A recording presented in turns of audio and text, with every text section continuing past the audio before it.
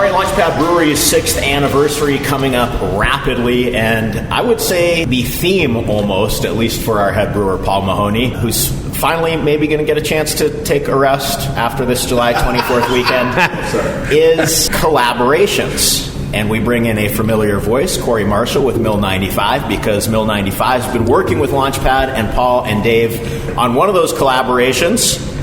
Let's unveil it, guys. What's coming out this anniversary weekend between the two of you? So we were releasing, very, very favorite style of a lot of people now, the Hazy IPA. We figured if we're going to partner up with a hop farm that we need to do, obviously, something that showcases hops, and what better than something that you put a lot of whirlpool and dry hops additions in to get good flavor and aromas out of it. So we did that with 4 different hop varietals that we've actually never used here at Launchpad, so we're super excited about that. That was the Pacific Sunrise, Strata, Triumph, and the experimental 074, which all were amazingly aromatic and very fun to smell, and hopefully very soon get to taste, because that's the big important part for me. Actually, we're going to dry hop it later today. I have not heard of any of those hops. Corey, can you take us through what we're getting with that hop bill? Sure, yeah. So we'll start with Triumph. Triumph is the first one. By the way, the hops we selected, again, we were looking for, something to highlight what's going on in the hop industry. So we're picking kind of the new and exciting IPA hops that are out there on the marketplace. Juicy, tropical, stuff like that. And so first one we'll go through is Triumph. Triumph is the latest named public variety coming out of the HRC, Hop Research Council, and breeding program for USA hops. And so Triumph was an experimental, had a number for a lot of years. I don't even remember I don't remember the number at all. What the number is. They had the number, and once they lose the number, you forget. But Triumph's a really cool hop. It's a descendant of a noble hop, I think Tradition, and so it's one you would think would go in a lager. It does really well in lagers, but it's got this great juicy fruit flavors behind it, so it gives off a lot of good, interesting tropical juicy fruit flavors. And I think, Paul, you agree, you can smell it right when you open the bag. Oh, as soon as you open it, literally remind me of my childhood, because juicy fruit was my favorite bubble gum, like most of us were. The hop just lasts a little bit longer than the gum. We hope. I mean, nothing's as short as Fruit Stripe. That's the worst bubble gum ever. But yeah, it's great bubble gum aromatics, nice tropical fruit notes, a little bit of guava, and it was a good base, because a lot of these hazy IPAs, very, very rarely have I ever seen one that's been single hopped, because you're trying to kind of play off each other and kind of stack the deck with a bunch of different aromatics. That way it's kind of very unique. And Triumph was a good builder, because we had a nice conference call and we started talking about some of the hops, and I looked at their website to see what they had, and Triumph was one I originally overlooked, because I didn't think, like in my head you think like juicy fruit, okay, it's juicy, but your thought of what it used to taste like as a kid is totally different than what things taste like as an adult. So that was a very, very unique kind of addition that we were like, hey, we should really go Triumph and see how it plays in this. And as soon as I opened the bag up, I was completely floored at what an aromatic it was. Yeah, and it's a cool dual-purpose hop as well. So it on the alpha acid side, it's about a 9% alpha acid, which is nice and high. So it adds some bitterness. Not enough for our IPA on it by itself, but it's a good dual-purpose for a lager or even a pale ale type thing. So great. Diverse kind of hop there. Second one I'll jump to is 074. So this is one of the, again, in the same breeding program for USA hops. It's one that's about to be released. There's a couple of them out there, 074 and 008. But 074 for me is the one that really is starting to shine. And it's got a real citrusy, bold flavor to it. Reminds you a little bit of Citra in some ways. And it's got a nice lemon flavor. When we processed this hop, we processed it and pelletized it for the first time in this last harvest, literally to a T. Everybody walked into our hammer mill, which is where we pulverized the hops, was said it smells like a lemonade stand. It just was pure lemonade kind of thing. So, and that was the first aromatic I got off it was lemonade. There's a lot of hops out there that claim to have lemon notes. I mean, lemon drop's a big one for everybody. A lot of people even say Sriracha has a good lemon character to it. This hop Lemonade Stand was exactly the aromatics I pulled off that bag. It was absolutely beautiful. So we think that'll be a cool, bold flavor. Again, we're looking for bold flavors coming out. Next one is Strata. Not a lot of people have used Strata. Strata's been around for a few years. It's grown out of indie hop out of Oregon. And just a unique hop that a lot of people are using, very tropical, very kind of juicy.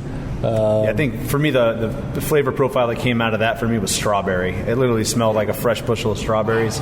And we do quite a few strawberry beers here at Launch Pad, as well as some other like blueberry beers that I've never used Strata before. And I was like, okay, we are definitely going to be putting that on our contract list because that could really kind of build layers in a beer that we need to start doing a little more. You mean people like fruit and beer? People do like fruit and beer. It's weird. Who would have thought? I think we lost 2 fruit beers over the past weekend, and we are down to 6 fruit beers out of 32. Well, the way we would say it, people like fruit flavors that come from hops. There you go. Which is also why hazy IPAs are so popular. That's right. Because they almost taste like juice at this point. The last one, I think, was Pacific Sunrise, right? Pacific Sunrise, last one. So this is a farm that we work with out of New Zealand called Hop Revolution. Again, we bring these bales, all the bales, which is we've got Pacific Sunrise, Motuaka, Nelson, Riwaka, those things. We bring those bales over and we process them. Pacific Sunrise is one that's new and kind of proprietary to them and to us. And it is a pretty cool hop. It's really high alpha acid. It's about a 13-14%er, so it's up there with any of the big alpha varieties. But what's cool about this one is it also gives off, if used correctly in the process, it gives off a really nice tangerine flavor that I haven't really experienced before on other hops, and it's really cool, unique, obviously dual purpose, but adds another layer complexity of citrus, but more the orange tangerine side. Yeah, and that's definitely a hop that as soon as I smelled it, I got that big tangerine, that big tropical fruit like guava, papaya, which you get a lot from New Zealand and Southern Hemisphere hops in general, but especially like New Zealand, Australia, they're kind of known for Galaxy and stuff like that, which have those notes.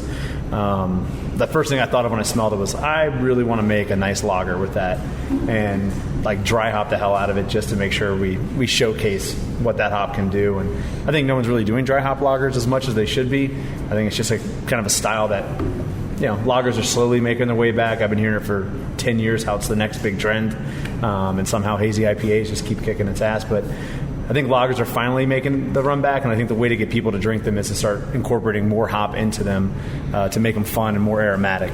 Yeah.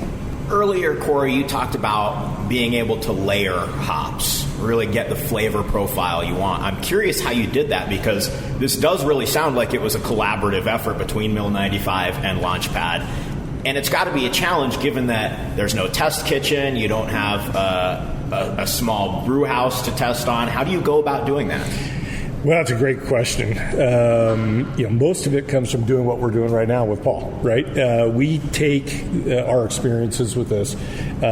Certainly we do sensory work leading up to it, both just from smelling the hops, creating what we call hop teas that we use from an aroma standpoint, and we put them together to try and see which aromas really work together.